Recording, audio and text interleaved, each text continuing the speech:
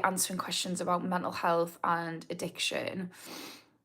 Feeling a little bit unwell today, guys, so you're gonna have to bear with, but I thought I'd still jump on to support people. So tonight I'm going to be talking about the early stages of recovery, but I'm also going to be answering any questions about addiction and mental health because I feel like the two sides of the same coin. I Just to let you know a little bit about me, so my name's Ashley Bloxham and I'm a therapist. I specialise in addictions because I've done a lot of studying and training around it. I also have a keen interest in trauma and childhood, and I've worked with every kind of situation, but I've also overcame addiction myself, and I think that is one of the biggest things that qualifies us to sit here talking to people. I've also had loved ones who've dealt with addiction, and I mention that because I think it's equally painful on both sides, so I've got a view of what it's like to be both people. So let's start off with me little monologue that I do at the beginning while people join, and please feel free to comment, ask questions. I am here to support in any way I can. So I've had someone comment on one of my videos saying that they've said this before and I'll say it again, they're really struggling, they're 2 months sober and they're really struggling and they just find life very boring. So I think this is a really important topic because the thing with addiction is you feel like you can't do it. And I certainly felt this way, where it just felt so insurmountable, like there is no way I can do this. And that is one of the reasons why I kept staying in addiction and also why I kept relapsing. And one of the things I know now, which I wish I'd known then, hi mystery dude, I am sleepyhead, I'm poorly today, but I still wanted to jump on just for a bit and help people if I can. So one of the things that I wish I knew then, which I know now, is the mechanics of what's happening to our brains, which I've spoken about a lot in my videos, but just to let you know, it takes 3 months before our brains are starting to get a little bit more robust. So we need to push through that part. And the first 3 weeks absolutely is the worst. But I know this person mentioned 2 months and they're still in the thick of it.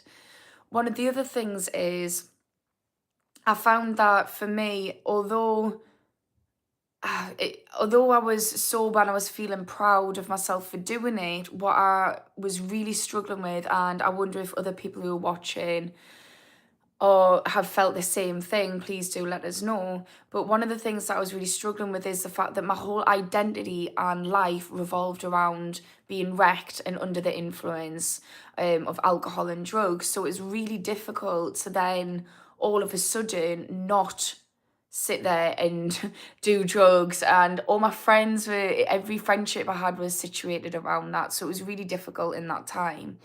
And also I just didn't know myself. I only knew party girl Ashley or addict Ashley, or, you know, just an Ashley who revolved their whole life around drugs and alcohol. So it's really difficult, especially when you're removing yourself from a world where that whole world is still continuing to use. So I've noticed some people have messaged. I'm not ignoring you, I'm just doing me little natter first, but I will get back to the comments. I'll just be another few minutes. So one of the things that I want to say to people who are in their first few months of recovery is, one, it does get better, it does get easier, but we need to start thinking consciously about how is that going to happen. So yes, we're deciding to remove the substance or the behavior that we're addicted to, but we need to think about why we were using it in the first place and recognize that it was serving a purpose, and then try and come up with better solutions. So for me, that was reconnecting with people. I found that I felt safe and secure and connected with people. It's where I socialized, so I needed to get new social groups, and that was reconnecting with people in my life who I had put the wayside because they weren't partaking in what I was doing. I also had to get hobbies. I know that sounds so lame, get hobbies and interests, but honestly, you're trying to fill a big void that you're just removing. So doing something that interests you, and if you're not sure, try some things out, or think about what did I enjoy as a child. That's a good starting point because that was your innate interest, and then try and do that. So for me, I used to love dancing, so I started dancing again. and I was into things dead mystical. So I started getting into new age mystical stuff. Like I loved Harry Potter and Buffy and Charmed. So I started getting into stuff like that, reading up about it, which isn't what I'm suggesting other people do, but that was my little niche, my things I enjoyed. And the other thing is, I started to get to know who I am, like who is Ashley, because I'd numbed myself and disconnected myself from myself. So I tried to learn myself and try to use it as an opportunity to reinvent myself into the person that I wanted to be, the person that I couldn't be when I was under the influence. So it's just about not just stopping, but thinking about what practical steps can I do and doing them and praising yourself along the way. So yeah, I'm going to see what people are saying. Hello, mystery dude. You've had anxiety all day and you're flat out horrible. Oh, I'm so sorry to hear that. Do you want some support around anxiety, or what do you do for your anxiety at the moment? Is it something you just quietly accept your fate for? Yeah, if you're getting support with it, because I can try and give you some things. But yeah, it's pretty awful. Anxiety is awful. I have somebody who's really struggled with it, like crippling anxiety. And I think that's one of the things with my addiction is I didn't feel that anxiety except for when I was craving or, reflecting on how tits up my life had went. But yeah, I had to really deal with anxiety after. And that's the other thing, going back to that initial point, is when we're in our early stages of recovery, we can start to look at different ways to manage the problems that the addiction itself was soothing. So let's see what else everybody else is saying. Gavin's, hello, are you okay? I'm a bit poorly, so I'm in my jammies today. I still want us to jump on and try and be consistent, and just if anybody wants a little bit of support, I thought I'd help. Beats moping about watching something crap on my phone. One of the humans, why is cannabis so hard to stop when it's considered non-addictive? It absolutely is addictive. It really is addictive. It's really, really addictive, actually. I know a lot of people who've really struggled with it, and one of the other things is a lot of people start smoking cannabis when they're younger, so it's not only is it addictive, but if we're engaging in a substance regularly, so addicted to something before the age that our brain's fully developed, our brains are actually developing around it, so it's a double whammy. Also, the other thing is often when we have cannabis, I'm not saying this is your way of having it, but most people have it with tobacco, nicotine. That's chemically addictive. So one of the things I would say is if somebody's struggling with cannabis, is to try and remove the nicotine slowly or try in different ways first. So when I think about getting clean from something, you've got two ways of doing it. You can go abstinent and cold turkey, or you can reduce down and you can make it so that you're dealing with the dependency, getting some control over it. So that might look like, I'm not going to do it now, I'm going to do it later. A great thing is putting a circuit break in the time that you would usually do the addictive behavior or substance. So for instance, for cannabis, one of the best things you can do is if first thing you do is wake and bake and have a zoot when you get up, is think, right, I'm gonna each morning do something different, do something productive that you can be proud of, and put it off just for half an hour or whatever, and try and widen that gap so you can get a bit of control, but also reduce the amount of weed you have, but absolutely try and see if you can have it without tobacco or reduce the tobacco down, because it's actually chemically addictive, tobacco. It's in the same category as benzocaines, heroin and alcohol. So yeah, it really is. And I think the problem with cannabis is it's so normalized. It's a bit like alcohol. It's certainly getting more and more normalized, especially with a lot of states in America legalizing it and other countries. So, but I just know it's a lot of people don't even consider it a drug. So it's that perception that makes you think, oh, it's not addictive, but it absolutely is. So I hope that helped. Z, health is wealth, absolutely. And I spoke in the beginning about things that, life can be really, somebody had mentioned that life is boring. now that they've cut the alcohol out, but doing little things that you start to get a buzz on can be really great. And one of those things is focusing on your physical health. Like, you get endorphins from it. So yeah, and health is wealth. Absolutely. See, weed solves so many problems. Can't eat weed, can't sleep weed, can't feel sad, weed helps. Yeah, and it's not just weed. It's, that's exactly the experience I had with ketamine. It just helped everything. Alcohol, that's another good one. Even smoking, like, oh, I'm stressed, I'll have a tab. Tab is Geordie, which is Newcastle, where I'm from. It's language for a cigarette, by the way, if you're wondering. Belisarius, hello. Craig Kelly, oh hi, was on before. I hope all is well. Hi Craig, it's really nice when people are joining. I'm noticing I'm getting some little regular faces, which is really lovely. Massive compliment. It's just nice as well to build a community. I notice some people are recognizing other people as well and asking things, so that is the goal. So yeah, thanks for joining again. Appreciate it. Now, it was always ripping bongs for me, mystery dude.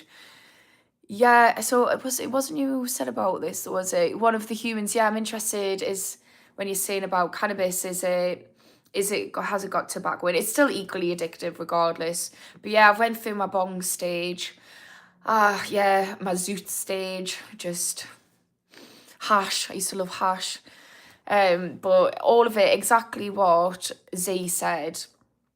It solves problems, but actually it becomes the biggest problem of it all, really. It numbs the problems. That's another thing as well. When you're somebody who mentioned, so what I've been speaking about today, the topic is about how to deal with them first few months. And I'm interested if anyone's watching or commenting or listening to say what helped them in the first few months, because I think it's really valuable to listen to people who've been there, the veterans of the group. Now I've lost my train of thought. Oh yeah, that was the thing. So in them first few months, we're feeling a bit rubbish because a lot of the stuff that we've pushed down starts coming to the surface. I don't know if this is the experience of people watching, but it certainly was mine, and I've heard a lot of people talk about it, but having crazy dreams and stuff like that, and flashbacks, and just feeling a sense of like dread and doom or anxiety or mental health disorders all start bubbling to the surface. So it's really important to have a good support network around you, to have the right people and the right tools to help you on your journey. And that in itself is so rewarding. When you start to heal your body and mind, you start to feel pretty goddamn good. It's just getting to that point, and it's actively doing something. Being proactive in your recovery is so important. Stopping the thing is just removing something that's helping you. So we need to think, right, we need other solutions in there. It's not just the same as I'm going to stop that thing. It's like, what am I going to replace it with? What better solution am I going to use? And to be real, solutions. It's not just one thing. Hi Jack, I'm 60 hours off kratom. What's kratom? I don't know. I've not heard that word before. Microdosing, ibogaine. Oh, I don't know these two words. I don't know what those are. Could you let us know, Jack? I'm from South Darlow, by the way. Where's South Darlow? Is that like Darlington? I think Darlow is Darlington, isn't it? Not too far away. Fellow northeast. Who is this? You are fit. Tevson, I don't know how you say that. I'm rubbish with names. Thank you. My name's Ashley. So I'm a therapist, and I specialise in addiction and trauma in childhood. And I've also overcame addiction. So I'm just offering a little space every Monday, Wednesday, Friday at 10 a.m. and 9 p.m. GMT time, just for people to come on and chat, support people, and just share little healing hacks that I've picked up along the way. So yeah. So if there's anything around addiction or mental health or recovery that everyone's got questions about, do ask. So I think addiction and mental health are two sides of the same coin. I feel like I'm saying that all the time, but I'm just trying to like let people who are new know. Am I from Newcastle, reluctant gamer? Yes, I am. I am a Geordie, a northerner, and proud. Well, I'm actually from Sheffield, but I identify as a Geordie. I've lived here since I can remember. I don't remember much of my childhood, but the majority of it's been in Newcastle. Oh, you're from Newcastle as well. Fellow Geordie. Whereabouts? I used to live in Heaton, actually. But I live in Durham now. Oh, thank you for the compliment, how do I say your name? Tev Swan. Jack, ibogaine is the most powerful psychedelic known to science from Africa, West Africa, I'm guessing that is. Right, there's a lot of emerging research around psychedelics and addiction recovery, and it's obviously the research is talking about therapy assisted addiction recovery. But one of the things, so I'm massively interested in this, and one of the things about psychedelics is it actually makes your neuroplasticity in your brain more malleable. So it means that you can fire and wire new connections much faster. So it's super important for people who are wanting to know. It's super important that things that we're doing after we've had it, or whilst we're microdosing, are really intentional, and they're creating new habits in the direction of the life we want, addiction-free, fulfilled, content life. Let's be real. We all just want to live a content life, don't we? And find the joy.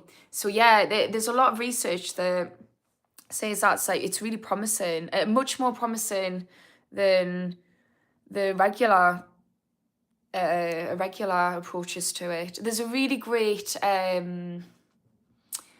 podcast on the Huberman Lab about it, which is good. Right, so ketamine is like an opioid. Yeah, well, opioids are bloody hefty because they're, like we said, with nicotine and alcohol, it's chemically addictive, and it's basically, I don't want to get into like the long jargon of it, but it numbs pain in our brains. So we have opiate receptors and it's a way of pain relief. So yeah, well, great for you, Jack. And you said that, what did Jack say? Let's go back. Where are you, Jack? 60 hours off it. That's amazing. So yeah, how are you finding it? And are you being quite intentional with your recovery? I'm really glad you've came on and joined us all, Jack, because I think things like this are great. I'm not like blowing my own trumpet here, but I mean just anything where we're thinking about, okay, that's how we're going to support myself in my recovery, and usually talking to like-minded people is a good place. Josh, you remind us of your mother. I don't know if that's a compliment. Could go either way. I'm from Doncaster. Not too far away then. Oh no, Doncaster. No, I'm getting mixed up. So because I was from Sheffield, I remember passing the River Don quite a lot. So not quite far away from where I used to live. You love Alan Shearer. I used to. Apparently he's a bit of a dick. I know a few people who've bumped into him and he's been a dick. Somebody asked him for his autograph when they were a kid and he ran away. I would not be like that. But you know what it is, if everyone's entitled to live the life how they want, and maybe he was just a bit sick of being asked for autographs, but I know I'm too much of a soft touch. Not from 2nd Avenue, no. I used to live just off Chillingham Road. Heaton now, hi Heaton. I love Heaton. Kevin, hello again. Hi, Kevin. Hope everyone is having a blessed day. Oh, thank you. I'm feeling a bit poorly, but I've came on, and do you know what? I always feel energized when I come on these. That's how I know it's the right thing for me. It's the right little spot, because I get tired near the end, but I'm talking at a screen straight for an hour, sometimes 2 hours.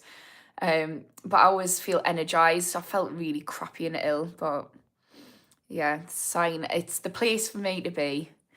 Jack, I lived in Scotswood in the 90s. That's not too far away. There was be upside down cars randomly in the street. Was it rough?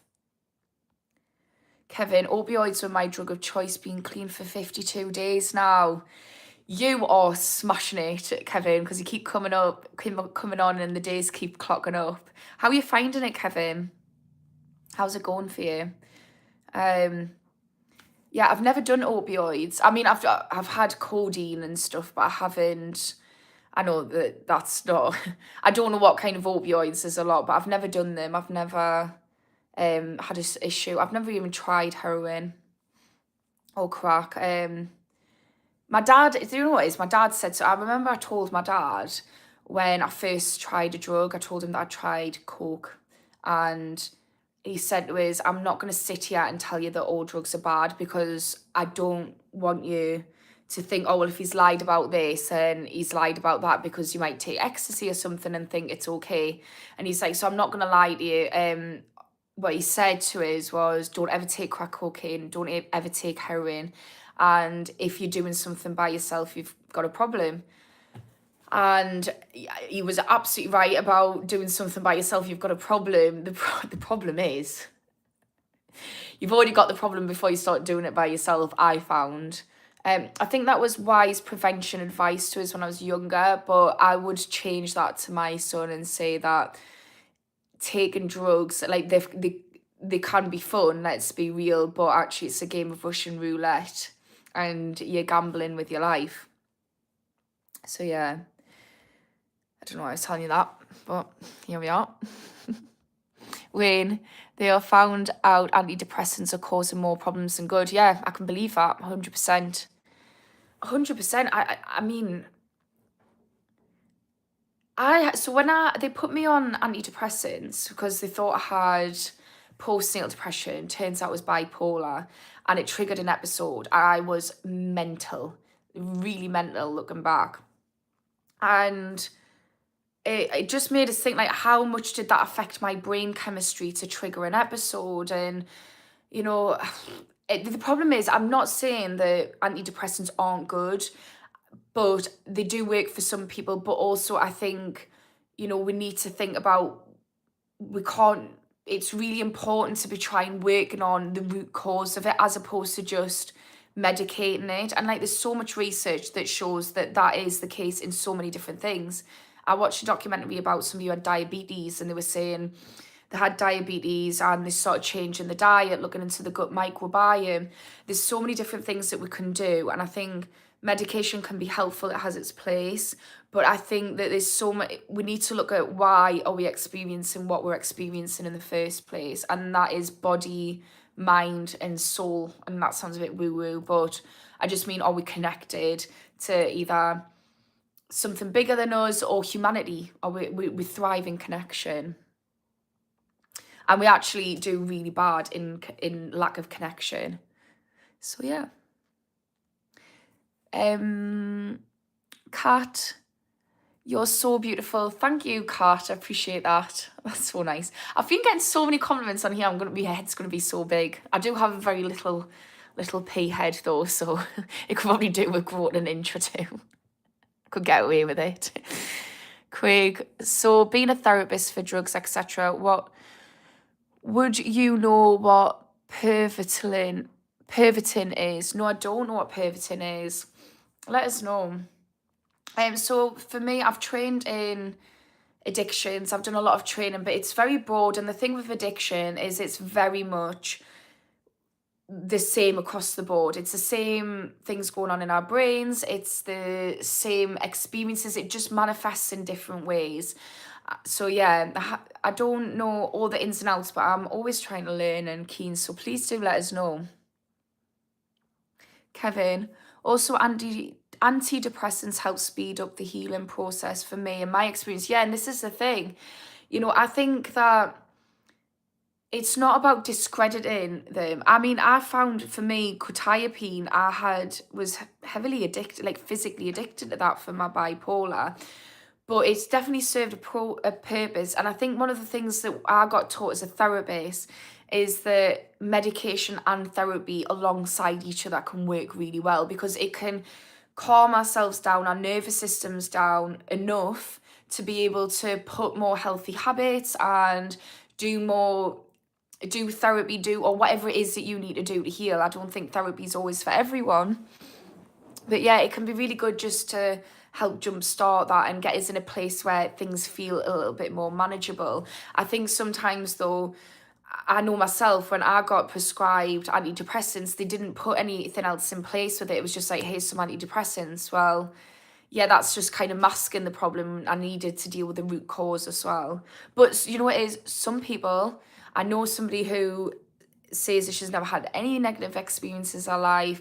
She's lived a happy life, but she's always struggled with anxiety. She takes antidepressants and it's helped and she feels great, and that's been enough for her. So I don't want to sit here and say, yeah, say that they're not good and to not do them, because ultimately we know ourselves best, and it's a trial and error and finding out what works for us and just following the joy and the peace in life. So yeah, I'm glad that's helping with you, Kevin. Jack, it's not from my first rodeo. Catterick Village is nicknamed Ketamine Village. Oh, I did not know that. Oh, it's becoming a lot bigger, isn't it? Ketamine. I know when I first started taking it was when I was 19. So I'm 36 now, and it wasn't as widely known. But I discovered it when I lived in Ibiza and fell in love instantly. It was I think it's always been my drug of choice, I would say. But it wasn't something that I had an addiction to until much, much later on, like a decade later. But yeah, it's becoming a lot more common. Reluctant gamer, yes, Chillingham Road. I do miss living in the centre of Heaton. It's a nice little place. Heaton's somewhere in Newcastle where Reluctant Gamer lives, and I used to live. It's really nice. It's like very it's just nice. It's just a nice little place, quite close to the city centre. It's handy. Jason, back to my addiction.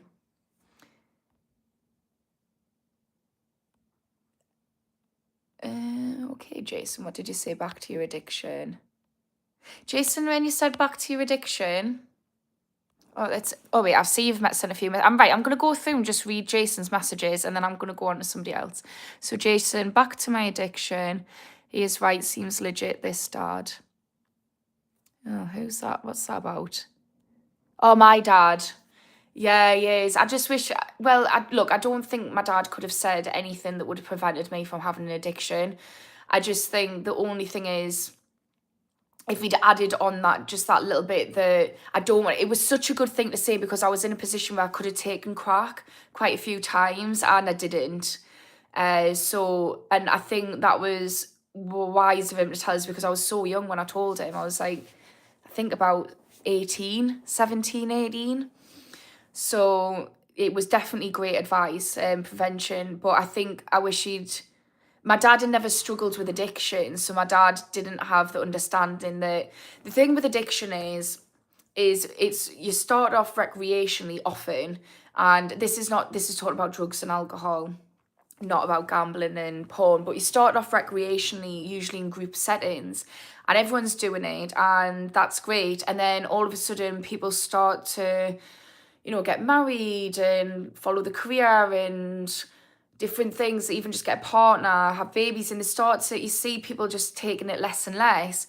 And then you're kind of left with this group of people who are, oh, well, actually, I'm not in that same category. Like, for some reason, I'm not stopping. I'm hiding it behind my partner's back, or I'm with a partner where I've got a relationship built on a buzz. And now I'm starting to use it more. And it's sad, because you're doing it recreationally and everyone's doing it recreationally, and it's when people start dropping off like flies and you're not, that you sort of start to have this realization that, oh, hang on a minute.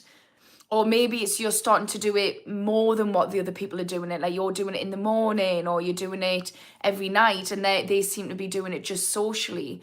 So it's one of these things where everybody's entering in at the same. We're all being explorative, we're all having fun and socializing. But then you realize when it's too late that actually I'm in this other category where the playing field isn't level. Like, I'm in a different category who's now using it not recreationally, but I'm using it in a problematic way. So I wish my dad had an understanding of that.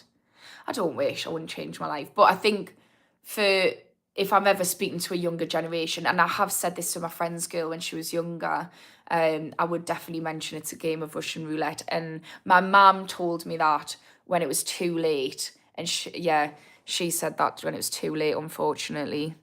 And I thought, yeah, I know. Picking up what you're putting down, ma'am, unfortunately, but I don't want to tell you because it's embarrassing and I was living a lot of shame. Obviously not embarrassed now. I haven't got very far with Jason though. Okay, baby, I'm listening. What are you saying? Don't gamble. You're my addiction now. Oh, right. Are you saying I'm your addiction? Have I just read all the way through the comments for that? But there's worse addictions in life than coming on a support group. Right, let's see what else people are saying. I'm going to try and get through everyone's comments. If anybody's got any comments about mental health or addiction, please just throw it in. I'll do my best. It's a live Q&A, so I'm here. Users at your disposal. Pick me brains. Right, Kevin, so far so good. So Kevin, if for people who've joined, has said that he is Kevin, you're the 52 days person, aren't you? I'm just going to check. Yeah, 52 days off opiates. And he's saying, so far so good. So I asked him how it's going. Starting to find happiness in everyday life again. And motivation has been increasing. I love that. I love that, Kevin. So good. That's what I started talking about at the beginning. I wanted to focus this School of Addiction class. It's not a class, but keeping with the theme on that, because there's somebody who's commented on some of my on one of my posts saying that they're just so bored without it and they're struggling. So how did you deal with that? Is that something you've experienced, Kevin? If anyone's listening who's in them early days and struggling, because you're the best person to answer this. You're like literally on the battlefield smashing it, going to war and winning. But yeah, what would you say to people who's really struggling? Because I think one of the things that I struggled with and a lot of people struggle with is, how do you get to that point where you're happy and you're motivated, and when you're in that transition from letting go of your old life and entering a new chapter? It's hard. He is right. Seems legit that I've read that, yeah. Jack, keep at it, Kev. Motivation is the most tricky. I don't know what that means. Had a 6-week rattle off Opians 6 years ago. Yeah, it's 6 weeks, man. It's fucking awful, isn't it? I was rattling off quetiapine, and the person I'm a co-host with, she was on methadone, and she was reducing down, and oh my god, I had so much respect for what she was going through. But she was building up resilience and gathering strength that you saw. It was getting more difficult, but she was getting more grit and determination, and she was like, no, this is the life I'm fighting for. And I watched her rise from the ashes, and oh my god, it was such an inspirational, amazing thing to witness. And you know, Jack's done it. I imagine there's quite a few people on here who's came out the other side of addiction. Jason's doing it and smashing it. Not Jason, sorry, Jason might be, but Kevin was the person I was talking about.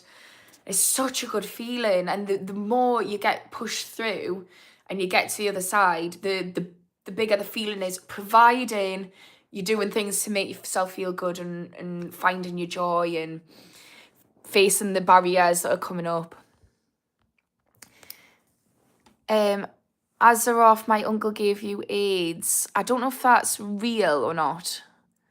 It may or may not be. Could be, but also could not be. So, mystery dude from another Omnus. I see why you're beautiful. It's that Yorkshire genetics. Oh, thank you. Somebody said I looked. I do like people from Yorkshire, I've got to say. That's probably because of my stepdad, though. That he was my hero. Just thought there. Because you go at like someone after your parents, don't you? My dad and stepdad are so different, though. So bloody different.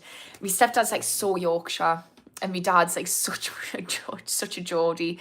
My stepdad's so working class. My dad's very middle class. It's so weird. They're both really masculine and great people, though. I love them. Good night. God bless you all. Good night, Jack. Thanks for joining. You're probably already gone, but if you're not, bye. Mosh, gambling addiction, how to deal with it. Yeah, so Mosh, if you're asking for you, I'm actually doing groups for people who are in active addiction or recovery that they're struggling with constant like relapse or to sustain. So Mosh, if that's something you're interested in, because I could answer that much better, or I'm also offering free half-an-hour phone calls or Zooms to people just to give support, because I know that this isn't enough. So Mosh, yeah, I can absolutely help support you with your gambling addiction. Just comment on any of my content.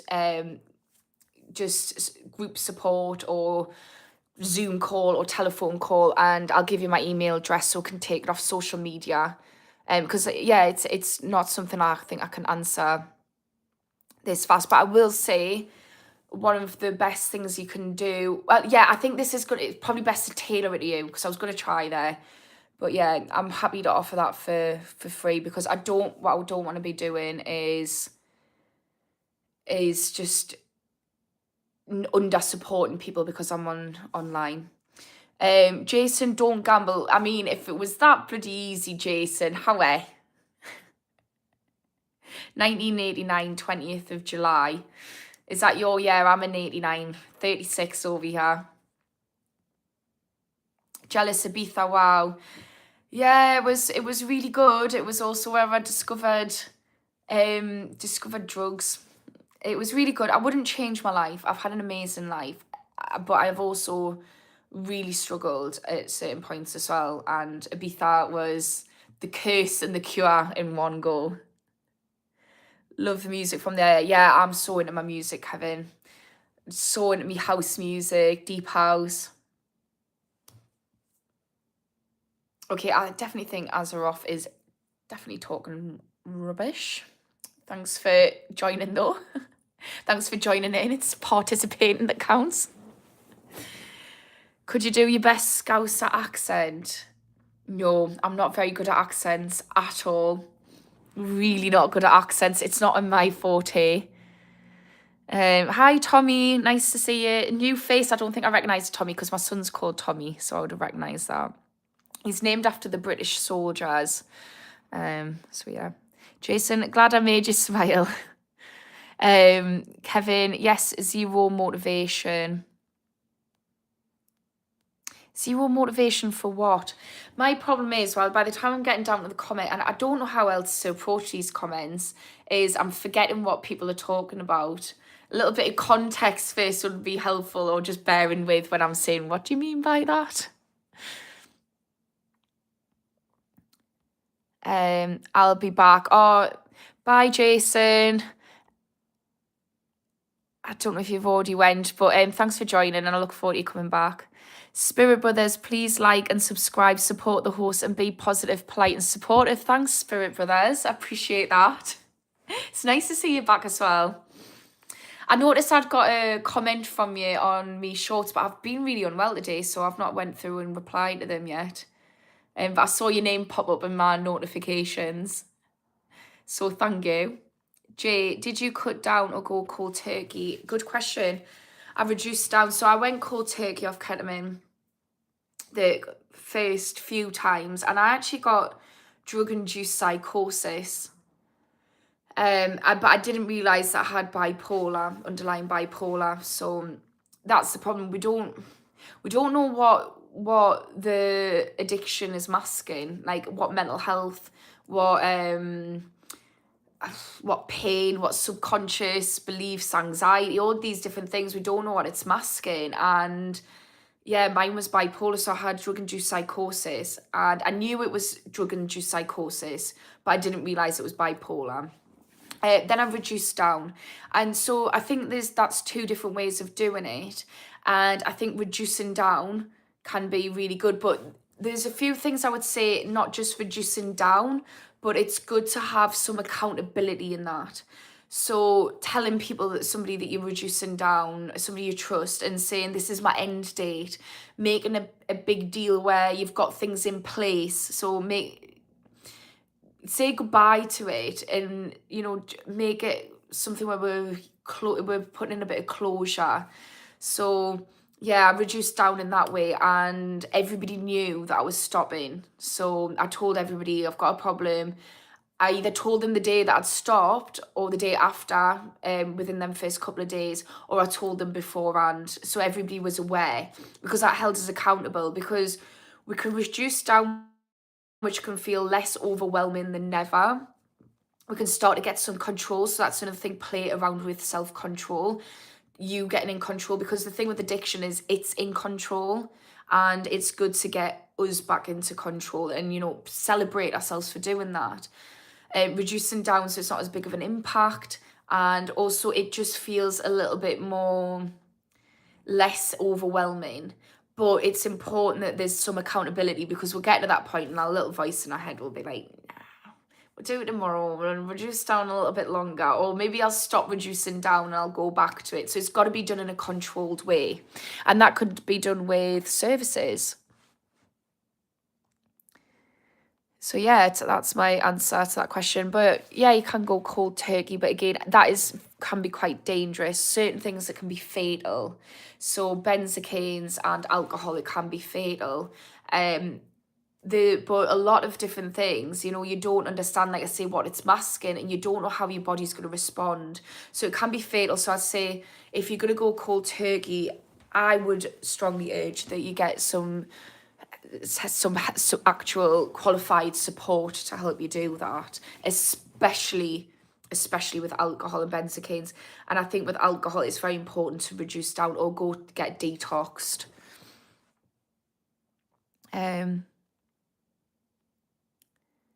Craig, Aaron is trolling, I know, but do you know what it is? He's boosting us up the algorithm. He's having a bit of fun, so let him. Cute Baroffman, let me give you American citizenship. I'm actually dating somebody, and I'm really happy at the moment. He's really lovely, so I'm all right for American citizenship. And also, my nose is itchy. I co-parent, so that wouldn't work. But thanks for the offer. Unless you can get citizenship in another way, and I've just looked like a divvy, but I think that's what you meant. Good night, Jason. Mystery Dude, yeah, that's enough internet for me today. Oh, yeah, pay attention to your body. Good night, Mystery Dude. Yeah, I know people are just, there is a bit of drivel going on tonight, but it's boosting us up the algorithm, so not cool. We're fighting for our lives here. Please show some respect. Yeah, that's the thing, actually. I do apologise, Kevin, because I'm just thinking about the fact that I don't care, but actually it's not respectful for you guys, so I'm sorry. The thing is, I'm trying not to when I have like trolls on or different people, I try not to give it too much attention. I did the other day, actually. I didn't go crazy, but I definitely bit. But it was somebody being really awful about their own sister who was in recovery, and I just thought, like, really shaming her, saying she's in recovery groups, and she was just saying, oh, why is it everybody who's overcome addiction, that's all their life now and their identity? And I was like, well, maybe if you weren't shaming her own brother, and I went a bit harsh, but I tried to ignore them.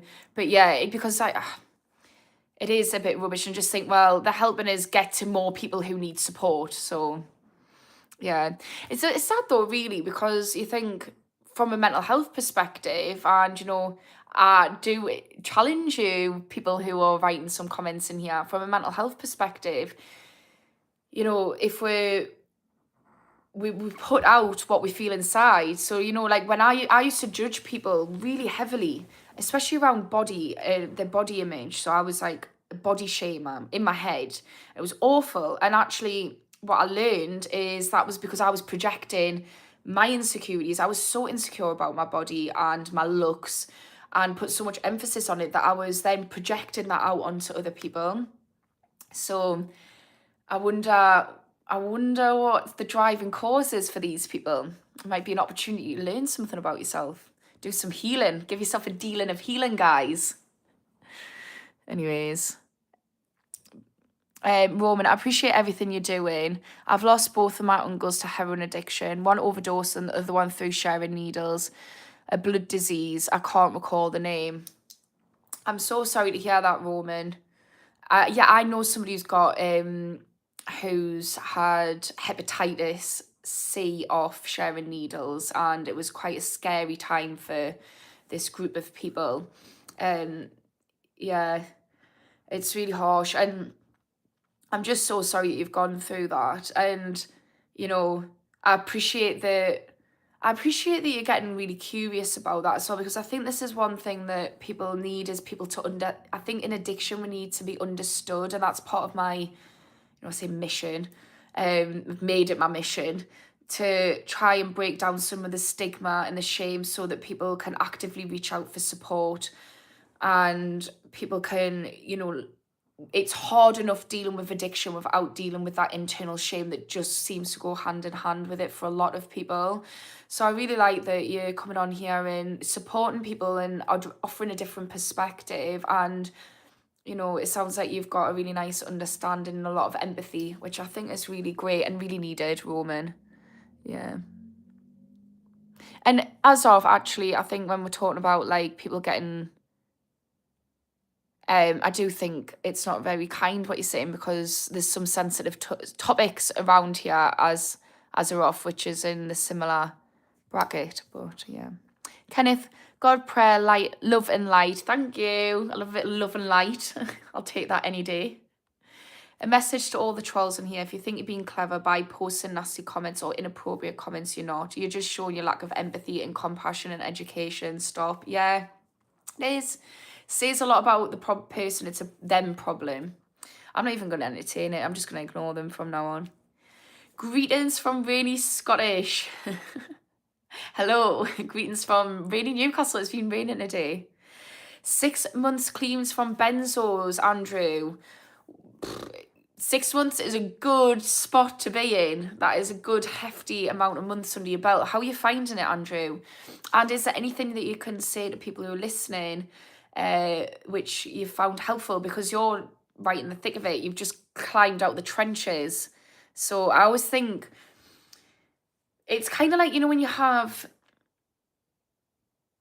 when you've got a parent and they're kicking off with the teenagers for behaving in a certain way, and they can't remember that they were exactly the same way. But then you've got that younger auntie or uncle or sisters who can remember, and they've got a bit more empathy. It's a bit like that. Like for me, it's been nearly 4 years, and the further I get away from my end date, the more hazy it is. So I really think it's valuable that we've got some veterans on here who are, quite smashing it, and doing it in 6 months is a good time to be in, but also it's still fresh in your mind. So I think you've probably got some really valuable stuff to support people with. Jay, okay, thank you for that. You're welcome. I can't remember what you're thanking us for, but you're welcome. Absolutely. Oh God, my brain is tired today. Want to go out for drinks? In respect, you did it to yourself. Come on, one won't hurt you. Oh, and right, that is getting. How do you? I wish I knew how to put user in timeout. Oh, 24 hours. Goodbye. I didn't know I could do that. Right, I'm not having people being a dick like that. Oh, it's deleted his messages as well. Oh, I've learned something new, guys. I'm new to YouTube. Somebody said YT today, and I thought, because in Newcastle, a YT is like when you're being sick, like when you're on the YT, like whiting. And they were like, no, YT means YouTube. And I was like, oh, just that platform that I'm on every day.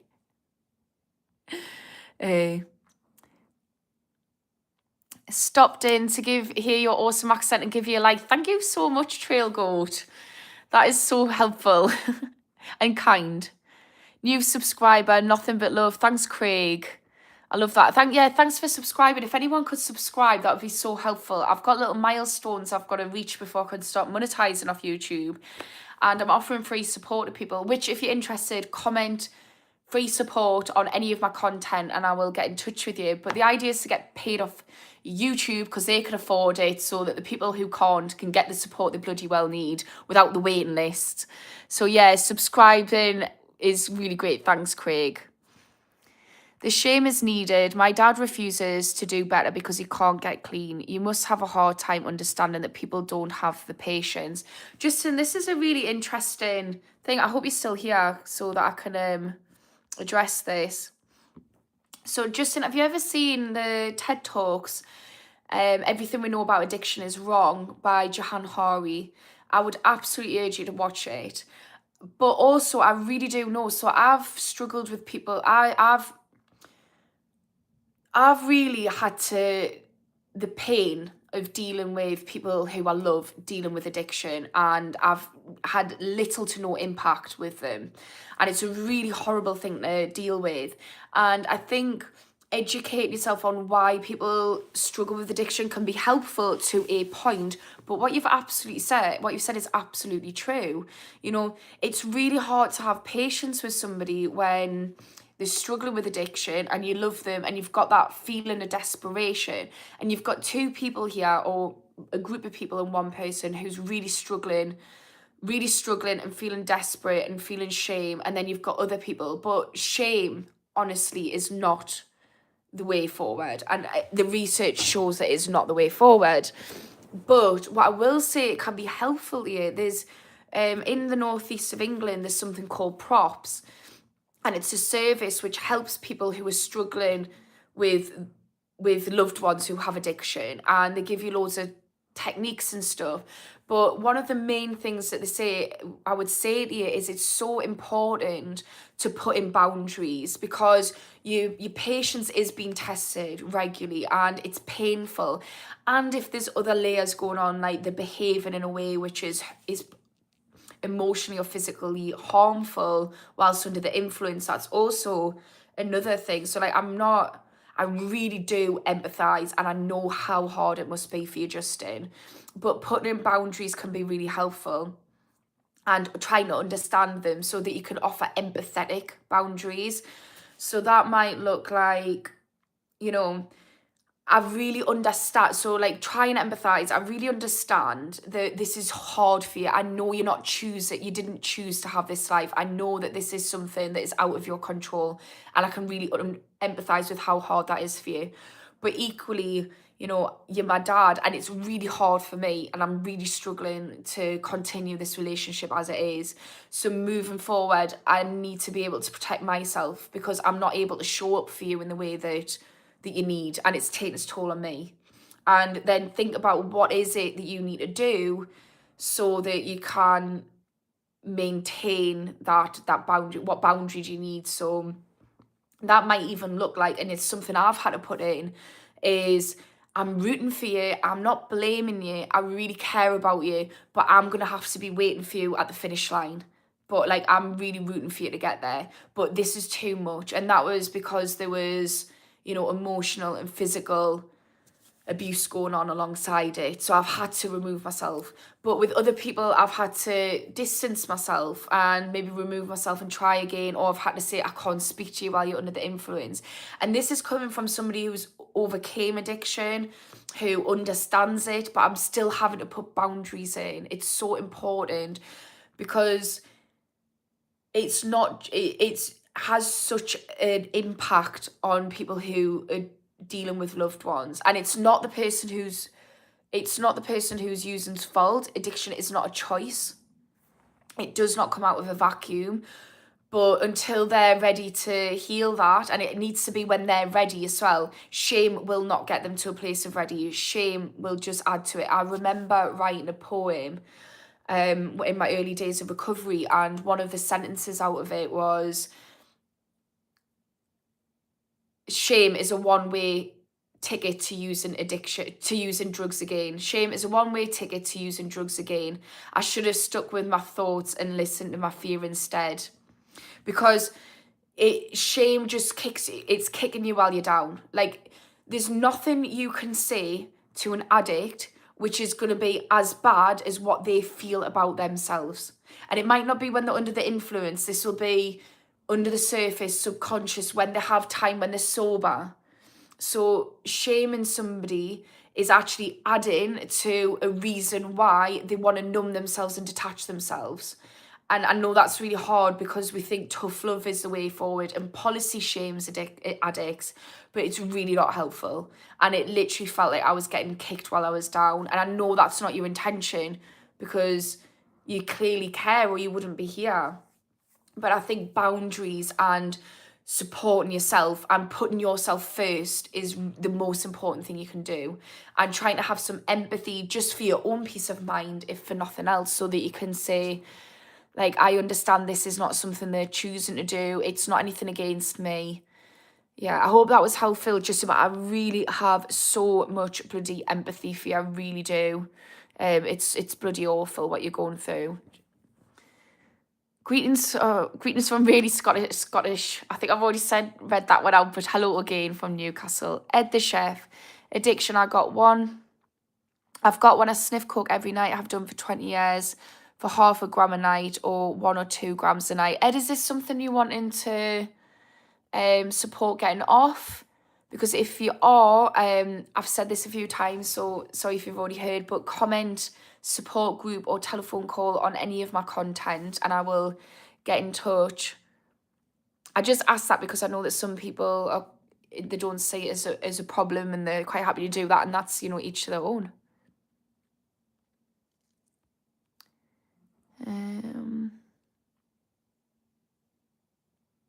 Alex says, am I from the north? I am, north of England. I'm from Newcastle. Hartlepool. Yeah, that's not far, Hartlepool, Jason. Chris Worm. Hi from the not so sunny south coast. Is that in Australia, the south coast? Just over 2 years clean for me. I did it by, and I still can't believe it. Running. I became one of those insufferable running wankers. I love it. It makes absolute sense though. You're producing, and when you say you can't believe it, you're producing dopamine, you're getting endorphins, serotonin, all the same things that we get from addiction, but in a healthy way. You're seeing achievement instead of racking up feelings of just shame, and you it's the opposite. Yeah, I love that for you. Exercise is such a good substitute. I didn't substitute my addiction with this, but I do it now and I love it, and jiu-jitsu, and it really helps with my ADHD. But actually, that is a good point. I have stopped drinking recently, and that was one of the motivating factors for jiu-jitsu, because I was going to jiu-jitsu on Saturday and feeling rubbish or not going. It was actually a motivating factor. I didn't even put 2 and 2 together then. Yeah. Western women are loud and aggressive and they still don't make any sense. Excuse me, don't make me get all loud and aggressive on you. Craig, I subscribe just to learn more about people's struggles with drugs. I've never had drug addiction, but I want to be educated just to understand better. I love that, Craig. That's brilliant. I think, do you know what it is? That is where change can happen, is just understanding there's such a stigma attached to drugs and drug use and addiction, and policy reflects it. It shouldn't, even though all the research says the war on drugs is detrimental. And I think I had this opinion, so I wanted to be an addictions counsellor before I had an addiction. And I'm very spiritual. I feel like the universe was like, you want to be an addictions counsellor with that attitude? I think you need to learn what addiction is really like. And I think if more people could be like you, Craig, and learn about it and understand it, then the world would be a much easier place for people to reach out for support and get the support they need. And, I think going back to what I was saying to Justin with the shame is, you can't fight addiction, which is a huge mental fight, if you're fighting yourself. And by fighting yourself, I mean putting yourself down and shaming yourself. And if you've got people like Craig who are curious, that's so helpful. One of my best people in my addiction recovery was my dad, who's never struggled with addiction. But he got curious and tried to understand, and he didn't judge. And it was the most helpful thing, because a lot of people who didn't understand it went straight into judging us and shaming us, and it was absolutely brutal. And I think it's a lack of education. So yeah, thanks, Craig. I love that. I'm sure there'll be somebody in your life down the line who will also be really grateful. Will you help me, please, Robert? Absolutely. Just I can't take things off this live, and I can't access the comments. So just comment on one of my old lives or any of my videos and I get a little notification. But I absolutely will help you, Robert. Could barely run 2K, now run ultras. The sport is filled with ex-addicts, not for everyone, but I recommend giving it a try. Keep up the good work, pet. Yeah, I think absolutely try it. And I said this in the beginning, when you come out of addiction, you don't really know who you are. And it's this weird spot where you're closing a chapter on your old life and that revolves around addiction, and you're opening this new chapter and you've got this new identity, and it's really it's painful and scary, but also it's a blank slate. And if you don't know what you love, I think go back to your childhood, see what you enjoyed there. I've already said that tonight. But equally, try things out. And if you can do something that makes you produce dopamine even more, like trying something new, you produce dopamine. Doing something you enjoy, you produce dopamine. And what does drugs and alcohol give you? Dopamine. So that's what you're addicted to, the dopamine, unless it's a chemically addictive substance. And if you do something which is physical activity, that is a double whammy of dopamine. So yeah, I think absolutely try it. If you've never done it before, do the couch to 5K. Start doing it before when you're getting sober. Start if you want. Like if you're not ready to get sober, start getting interested in hobbies and interests that you can do outside of the addiction. But yeah, in health, it's something health orientated is good, because as you start to achieve and do well, and you get out the rough, like the trenches of addiction recovery, having something where you like achieving and you're getting better at is really good. And that wasn't what I was saying at the beginning, but I forgot what I was saying. It might come back to us. But yeah.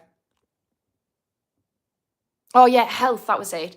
Yeah, so if you start doing things with your health, you start to see like the benefits of it, and you start to feel the benefits of it, but also it motivates you not to go back, because you start to see physiological changes, and you start to fall in love with your body or your health and the hobbies and interests you're doing, and they become more important. And you also start to realize that I can get joy and that same elated feeling that I get on drugs outside of it, especially when your dopamine receptors start resetting. So I can understand why there's a lot of people who are ex-addicts. Justin, I appreciate you responding. You really hit it on the nail. I plan to remain supportive from a distance. Unfortunately, setting up boundaries kind of hurt our relationship, but I'm hopeful for the future. Justin, I offer support, free support, like in support groups, which I don't think will be helpful for you, but in the form of phone calls and Zoom calls. So like phone calls, I'll 141 my number, but if you don't want to give your number out, we can do a Zoom. But if you're interested in just having a quick half-an-hour chat and just to help you map out how you might put in boundaries and how you might support yourself, because boundaries is one thing, there's a lot of different things that you can do to support yourself, but there might also be a group. So I can try and signpost you somewhere if that's helpful. Or just say if you just want a little chat, because it's not easy. It's really not. And I think being compassionate to yourself, and I have sat there and said, like, shame doesn't help, but also be compassionate to yourself that you've tried that. I think I definitely hold my hands up that I tried the tough love and the shaming, and I was so resentful. And I feel a lot of I try not to blame myself for what I've done in the past, because we do the best with the tools we've got and the knowledge we've got. But there is an air of regret that I wish that I had have approached the situation differently with my loved ones, because I didn't understand it, and I went from that shaming and so resentful, like, oh, they're doing that again, and really not helpful to them. And I didn't realize until I experienced that karma myself of what that feels like and how unhelpful it is, and started really looking into it. But I think everything we know about addiction is wrong is a good place to start, and I can absolutely support you if you want. But yeah, you have to put yourself first. And one of the things as well which can be helpful to frame it as, because you've made the decision that you're going to distance yourself, is we know that if we're not in the right headspace, if we can't support someone in an empathetic, honest, and non-judgmental way, it's actually going to be detrimental.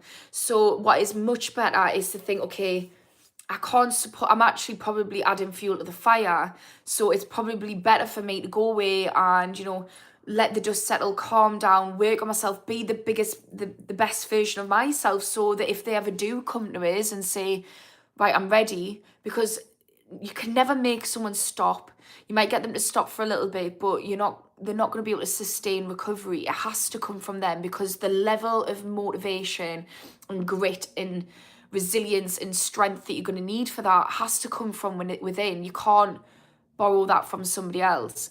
So when they finally do get to that point, if they get to that point, you're going to be in a really good headspace to say, yeah, I'm here for you. I'm going to cheer you along, because you've went and looked after your own needs. And it's really traumatic and painful to watch someone go through addiction.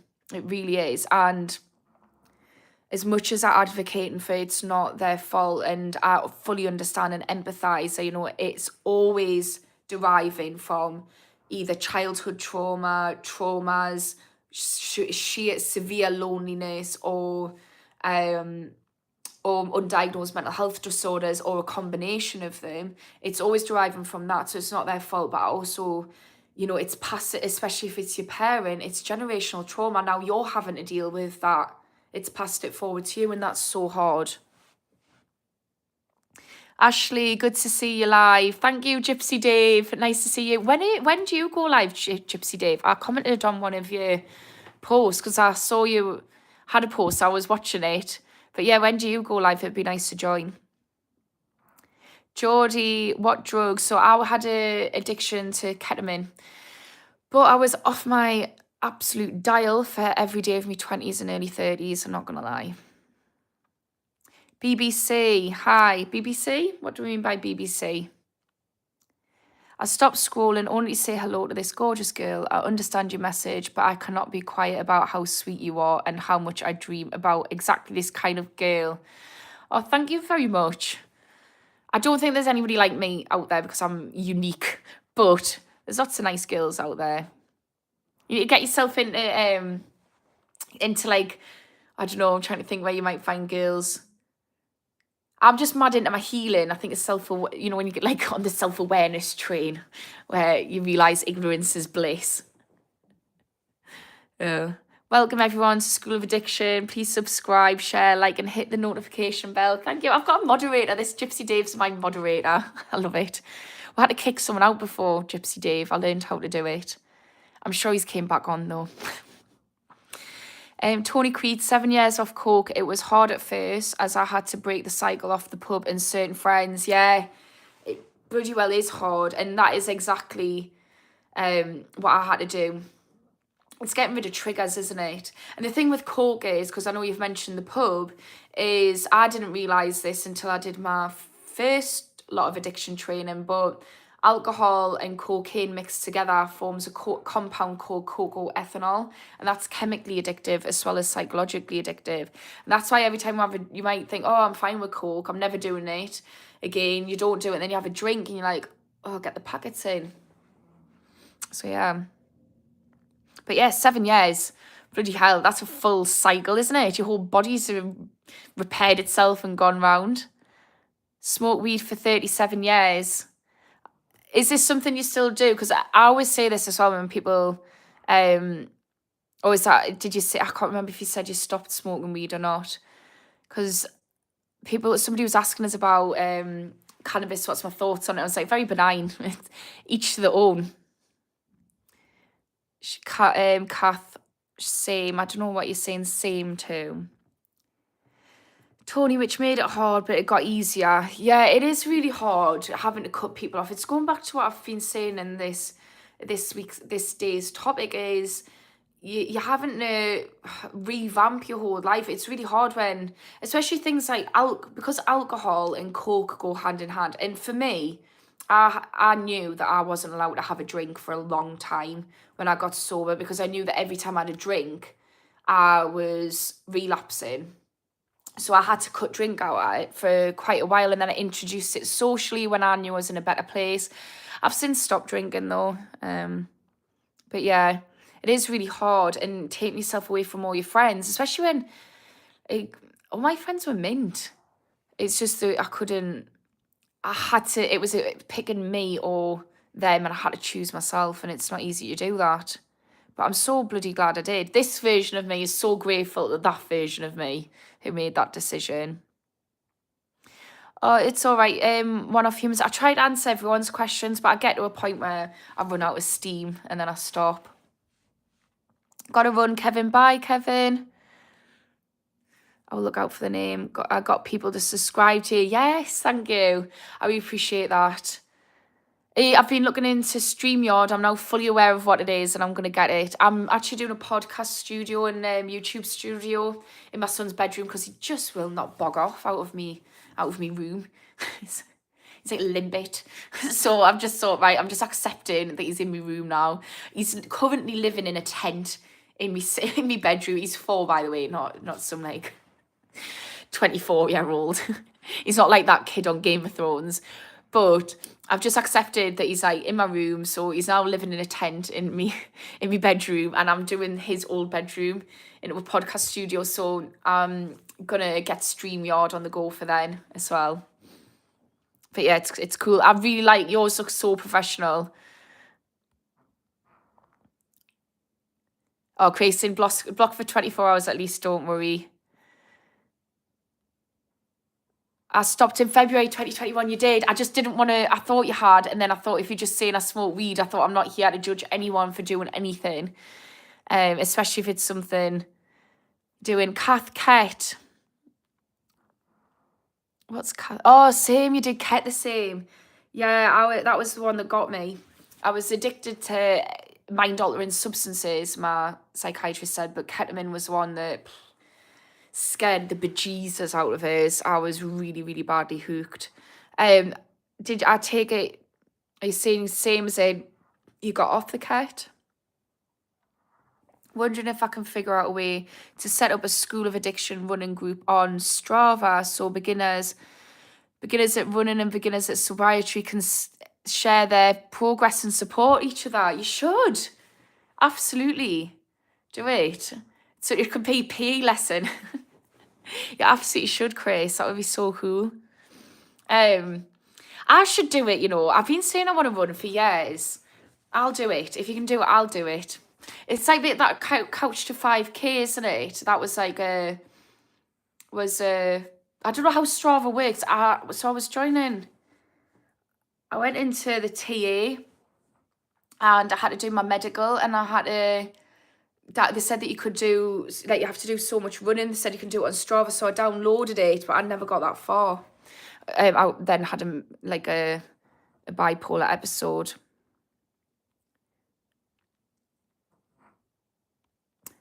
Kath, addiction to cat, I think you're saying.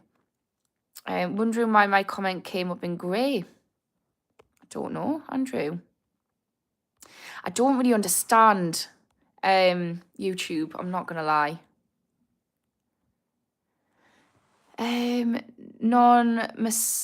Non-mass media. Thanks for reading my message here. It sounds better with your voice than me rehearsing it in my mind. I wish that everyone here has shiny and vibrant character that wins over that nasty addiction. Thank you. I appreciate that. I mean, I'm not that vibrant and shiny when I'm hungry on my period or tired or all three together, but I have my moments. I started at 18. I'm now 56. That's a long time to be doing it, but so glad I'm off it.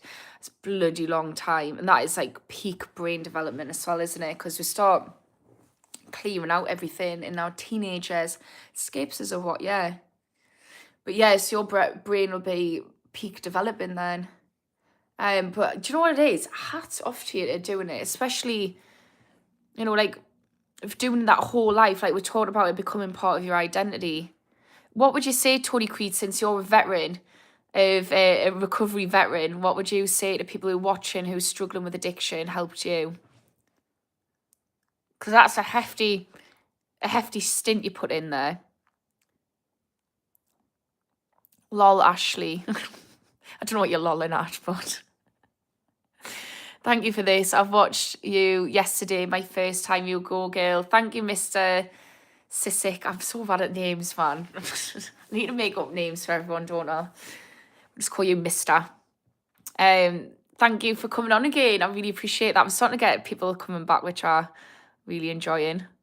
It's going to my head. I've got little fans over here. I'm joking, but not joking. Strange, you didn't seem like anything out of line, just basically saying I'm an Aussie addict who'd love to sign in regularly, but it's difficult this early.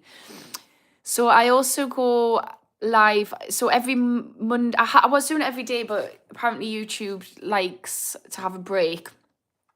Apparently I was spamming it.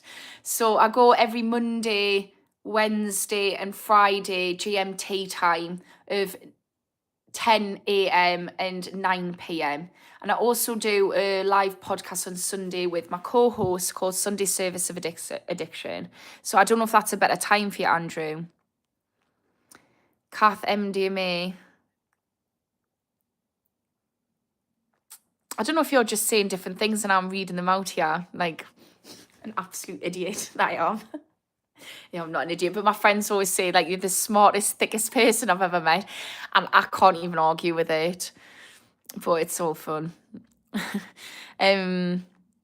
Mr. Toss, Piccadilly Gardens, hi. Been to Piccadilly Gardens.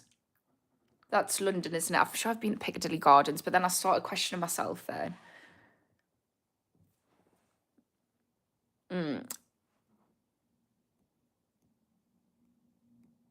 I loved ketamine, by the way. I never got hooked, but I stopped everything in a eureka moment on K.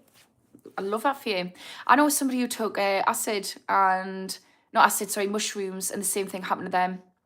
They were listening to a song and it was saying you are in control, and they thought that it was speaking to them, and then they just stopped. Yeah, stop there. Drug of choice. I think the thing is, like, everybody has their own drug of choice, don't they? Ketamine was mine, so I had 0 eureka moments to stop ketamine on ketamine, unfortunately. I had quite a few eureka moments, I'm not going to lie, but yeah. Right. Are you a professional addictions counsellor? Yes. Although I am trying to move on to social media. So I didn't realise I had bipolar until I got section. Well, just before I got section, but then I very much realised that I had bipolar. It was pretty goddamn obvious when I was doing some of the nonsensical rubbish that I was doing. I thought I was a suicide bomber. Oh, am I allowed to say that? That might flag up as something bad, but I thought I was, and that was. I also thought that I was right. I was going to say things that I was on planet off my nut, and they told us that I'm not able to work. I've got to see psychiatrists. I've got to play around with meds and stuff like that. So I was told I'm not allowed to work. So I'm using this time to try and do something in the public domain. So yeah. But I am an addictions counsellor. I'm just not able to work full time because it's just a bit unethical if I have a client and then I have to stop for no reason. If I have to stop in the middle of the therapy. So yeah. But I'm also a regular counsellor. Mr. Toss, I'm an addict on the packet. Oh, now I'm getting anxiety. Right, I need to stop though. I was just thinking I shouldn't have said that SB word. But I genuinely did think that's what was going on. I hope I don't get flagged up by YouTube. I don't think there's anyone who explained to that I was like off my dial on my just life. Bipolar. Oh well. The 10 story. She has great energy. Yeah, just anything for an easy life. Gypsy Dave. He was just in my bed and he was trying to get us to sleep on the floor with him. I was like, absolutely not. Like, it's bad enough I've got you in my bed. Like, it's bad enough you're out in your own bed. But on the floor with you, no. And then I was like, I know what we'll do. We'll get a tent down. He, like, loves it. It's his bedroom. Oh, thanks for saying I've got great energy. I wish everyone nice time on this live. I'm sending you all my best wishes. Be strong, be positive. Your body and health need that. Sending love. Bye. Mass media. That's so hard to read. I got fed up of my constant lying and not being reliable for my daughters, mainly, plus my work and health was suffering. Yeah, Tony Creed, sometimes it is, it gets to a point where I think this is like going back to what Justin was saying earlier on about how like shame. I think sometimes there's like kind of a spectrum of you've got this tough love on the one side, and there's a reason why we all do this stuff is because we just don't know how to help someone with addiction. And as an addictions counselor, I've had to take my hands off the wheel and realize this is not my thing to fix. I need to look after myself and I need to just be cheering them on from afar. But and that's with knowing everything. Well, not everything, a lot of stuff. That was a very bold statement, Ashley Bloxham. Knowing a lot of stuff, but knowing it from every angle, it was a better way of describing it. But we have tough love on this side, and then we've got enabling here, and then we've got supporting. And supporting is sometimes letting the shit hit the fan. So it's not shaming someone for the shit hitting the fan, but letting the shit hit the fan, because I think sometimes we start to rack up these things where we're like, oh, that's another reason to stop. And every time we have a reason to stop, our long-term part of our brain, the part of the brain responsible for long-term thinking, checks in, and it's like, hang on a minute. And it's a rational part of the brain, and it kicks us out of that emotional part of the brain. And that might be the one thing, that bit of shit that hits the fan might be the bit of shit that stops it. So yeah, I can understand that. And this is the thing, Tony Creed, I think a lot of addicts will admit, or people in recovery will admit that they lied, because addiction thrives in secrecy. And I'm really pride myself on being a really authentic, honest person. And one of the things was that I was just lying, and I was having to lie about my addiction and what I was doing, and I can't come round tonight because of this, when really I'm wanting to get off my nut. And it started becoming so natural to just lie about my whereabouts and what I was doing, and I felt so icky about myself. I felt rubbish, and it was just turning us into a person that I wasn't proud of, which then made it even harder to stop, because I just was loathing myself. So I really resonate with a lot of what you've just said there, Tony. I wonder if other people do as well. Oh, it's in Manchester, Piccadilly Gardens. I'm thinking of Piccadilly in London, then it was the Gardens that threw us. Crackadilly and got Crackadilly Gardens, nice. I can imagine there's a lot of crack there. I'm guessing. You overdid it. Probably overdid what? Or you talked about somebody else who overdid it. Mr. is saying, can I keep smoking weed every day? I'm not here to tell you what to do, and I'm not here to shame you. Like, addiction is, and I say this all the time, but it's helpful to know this. Addiction is a problem, so it's up to the person who feels like, I've got a problem that I want to stop, that I can't stop. It's not up to me to decide if you've got an addiction. You decide that. You get to say if you've got an addiction, and you get to decide whether it's helping you or it's hurting you. You get to decide whether it's where your joy is or where your pain is. And I'm not here to judge anyone, and I never would, and I never will. I know people who smoke weed, and yeah, that's great. If that's what they want to do, great. I'm not here to shame. I just know that for me, it sends us west. I'm not good with weed, and for me, drugs aren't good. They've caused us they've caused us to be disconnected from ourselves, and that's really sad. And I really enjoy being connected to myself. So yeah, I'm not going to tell you, don't ask me if you can quit smoking weed every day, basically. Ask yourself. I have bipolar, on olanzapine meds. I was on quetiapine. I don't know that med. Yeah, it's not for the faint-hearted, is it, Kath? I'm very good at my job. What's your job? My ex-wife has bipolar. I used to wake up to hoovering at 3 a.m. in the morning and repositioning all the furniture in the lounge. I can imagine. So I actually, when I have hypomania, so the only meds that I'm on now, I'm really anti pharmaceuticals for myself, not for other people. But I do take meds when I have hypomania. So Tony and Kath will know what this is, but for those who don't, bipolar is a mood disorder, and you could go on a scale from being like suicidal, really low, like that can get as bad as suicidal, to low mood, okay, hypomania, where you're just like full of energy, putting the world to rights, feeling almost euphoric. It's almost like a drug-like feeling, to be honest with you. And then mania, where you can get psychosis. It's extreme, grandiose, just on planet bonkers, basically.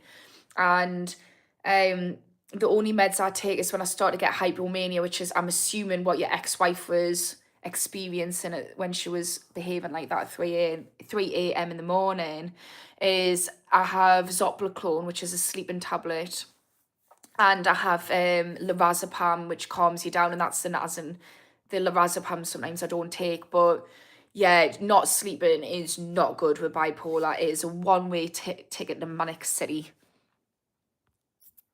Do you read any good books in general as a hobby?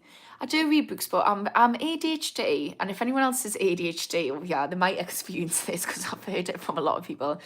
I love reading a book. I love buying a book. Have I ever finished a book? Not many. Harry Potter, I've finished many times, and Bridget Jones, but I really struggle to get to the end of a book because I get really excited and then the dopamine wears off. But yeah, I do like reading. I cycle through things that I enjoy. So podcasts, reading, audiobooks. I kind of cycle through those things, but I generally just love learning. Do you read for a hobby, Craig? Did you get sectioned? Yeah, I did. I did.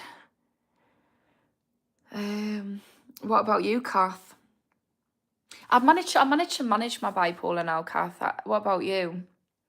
I've learned a lot about it and a lot about myself, and I managed to keep it in a window where it doesn't ever go too low or too high. And I've been successfully doing that for 2 years now. But like I say, I do have PRM medication for the hypomania. Hi, you can't do the inner work for others, Camille said. I learned that the hard way. The best kind of support is simply being present. Yeah, 100%. 100%. And, oh, Piccadilly Circus. Yes. Thank you, Gypsy. Oh, I've got a southerner on the thing. I forgot you're an absolute southerner. I've had a shock of my life when I seen you live. I mean, it was a live at your catch up live. Very southern.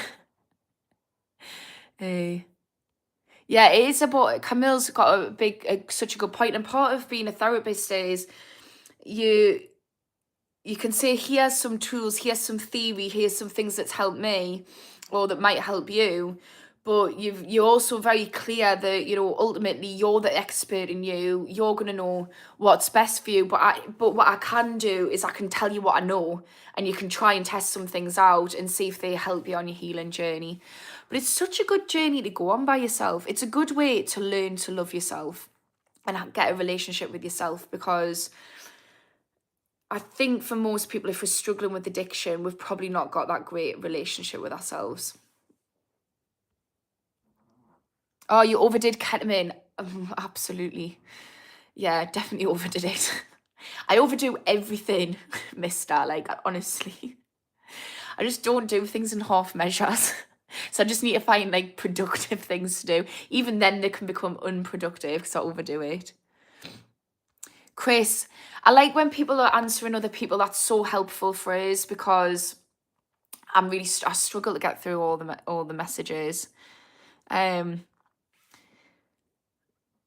I'm gonna let it end in, it's past now, so I'll say 10 minutes. I'll try and get through some messages. I can start weed. I don't see a problem with it. I'm good at my job. Yeah, exactly, mister. Like, And I was clean for years. I can't see a reason to stop. And that's the thing. If it's not an issue for you, like I'm not here to tell you what to do. Like if it is an issue and you want to stop, absolutely. But I'm not here to tell you to stop. It's not my. You know you best, and I'm not advocating for people doing drugs. Like that's keep that real. But I'm very on the fence of like it's up to you. Like there's no shame whatsoever. I've got no judgment for anybody who does anything. Like alcohol and weed, let's be real, one's just legal. Like I would argue alcohol's much worse, and much worse than a lot of drugs are. That's not saying I agree with taking drugs, but alcohol is really dangerous. So, and as a society, we're okay with that. And again, I'm not shaming people for drinking. Yeah. Let's see if there's anybody. Kleptomania, but I took something for it. What's kleptomania? Is that? I feel like I recognise that word, but I don't know where from.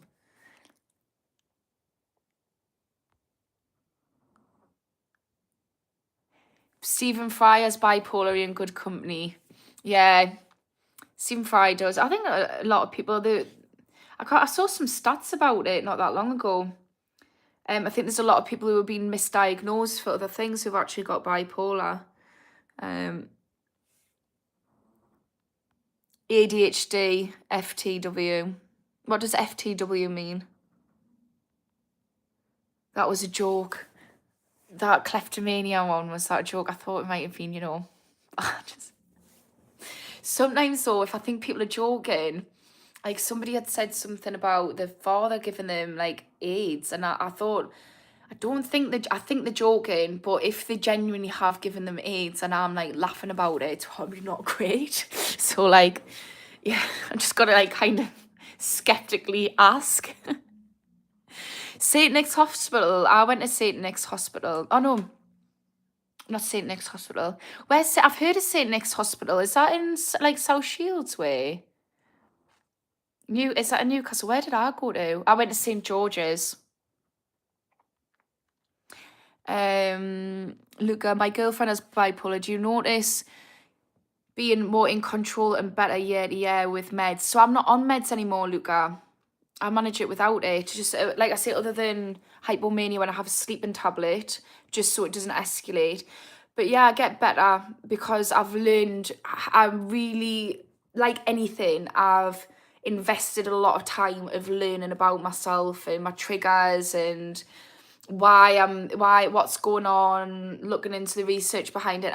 Through doing that, I've learned to get it into a manageable state, and my friends are all really curious about it, my loved ones, so they really support us in that. So I like heavily lean into self-love and self-care, and my friends and family really help us. Like this last episode I had, my friends and the lad I was seeing bought us flowers and like we're offering to look after my son and stuff like that, and it's just like really nice, and it allows me to just better support myself.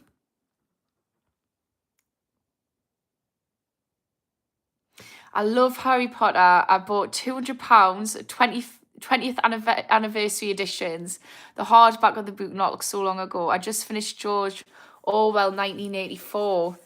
Oh my god, I love it. Harry Potter. Oh my god. So my friend was on Tinder, and he struggles with smoking weed, alcohol, and pre-gabs. And somebody had said to him, no, sorry, he doesn't smoke weed, he doesn't like it, but he drinks, takes pre-gabs. And somebody had said to him, are you a pothead? And he thought they meant pot, as in like weed. He was like, hash, and he was like, nah, I'm not a pothead, I just drink 4 cans every day and have some pre-gabs. And she turned around and she was like, no, I meant a Potter, like Harry Potter. Did not have anything to do with him, did not secure the date. But it's nice to see a fellow pothead on here.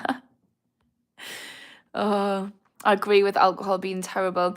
And again, it's like for some people it's not, some people enjoy it, and you can't knock something, just the same as I won't with the weed for you. Like some people might have some of the best memories drinking alcohol. It might be some of the best times of their life. They might really enjoy going on holiday or date night and have a glass of wine, or, so I don't want to sit here and say, oh, it's bad and oh, how dare you drink alcohol. It's just very individual to everyone. I think that's the point. So 5 minutes left.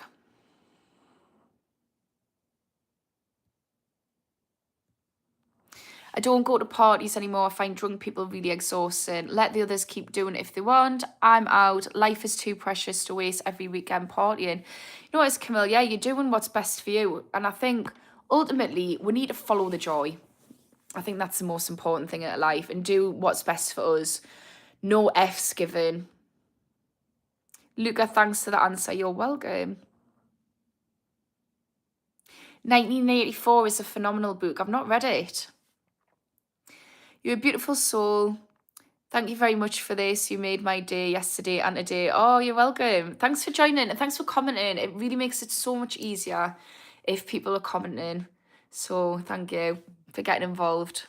And I'll enjoy tonight. And it's happened a few times when people are replying to other people's messages. That really helps us. And also, I think when we've got with veterans on here, we've already tackled addiction or in recovery, like absolutely just like it's, you couldn't be helping someone more than commenting things. Do you know what I mean? So thanks for doing that, guys.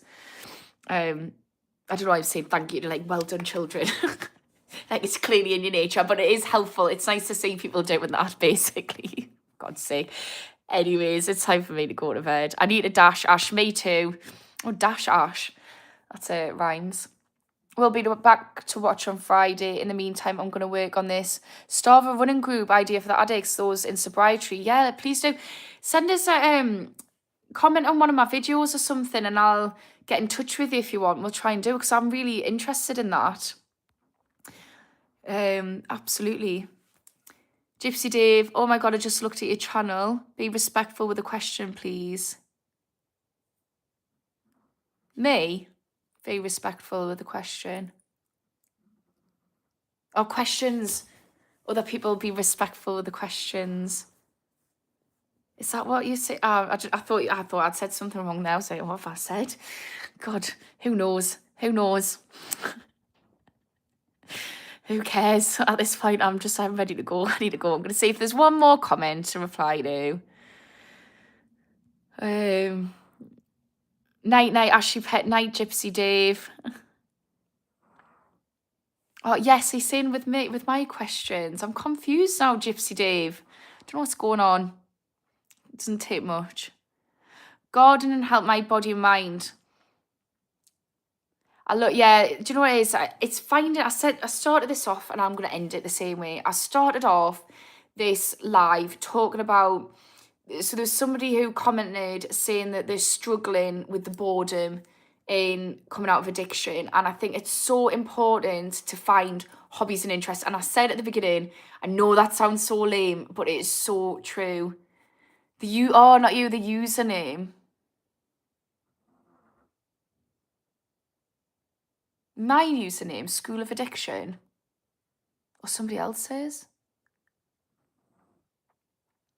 I'm so confused, Gypsy Dave. Oh, God. No, I just need to go to bed, don't I? He's trying to tell someone off and I'm sitting there going, me? What's this? Oh, my God, username. The username. The username. Not you, pet. Yeah, but do you mean my username? Like, is School of Addiction like the username you're talking about? Oh, God, not me, pet. Right, I just need to shut up. Go to bed, right? There was a username called OMG. Oh, my God. For God's sake. I thought you were saying OMG, as in like, oh my God. I thought you said, oh my God, Ashley, the username, oh my God. How are the username? It was so funny. Yeah, right, I know, lol. Literally, I'm laughing out loud over here. Anyways, I'm going to go to bed. Good night, guys. Thanks so much for joining. I've had a blast, as usual. I need to go to bed now. That was hilariously exhausting. Imagine how it was for me. I was feeling exhausted. We're all exhausted. That is a good way to get ready for bed. I'll just be an absolute knackered at the end. Right, good night. Bye.